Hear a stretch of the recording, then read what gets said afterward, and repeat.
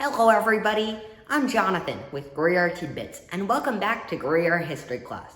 For today's episode, I want to tell you about the Greer Fire Department. I want to do this episode in honor of Greer firefighters, because right now they are risking their health and their lives to protect us. So let's dive right into it. For many years before the fire department was officially formed, it was the job of the citizens to come together on a volunteer basis to help fight fires. But that changed in 1914 when the Greer Fire Department was officially organized as a volunteer organization.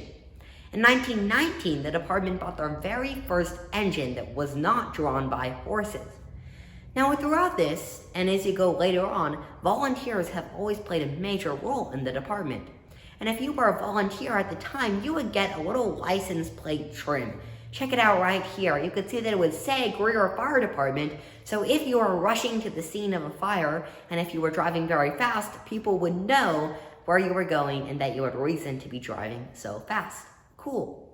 Another interesting thing we have comes from the mill era. Remember, just a couple days ago, we talked about the mills in an episode. And mills had a tendency to sometimes catch fire, so that was a hazard during the time. So they had fire extinguishers. Check these out. You see that fire extinguishers have changed over time. The last thing that I want to tell you about is this protective coat. Firefighters would wear this coat as they went into a fire, and I'm sure it didn't work as well as what we now have, but it still helped some. It's kind of cool to look back at how safety and how firefighting has changed since those early days to how it is now.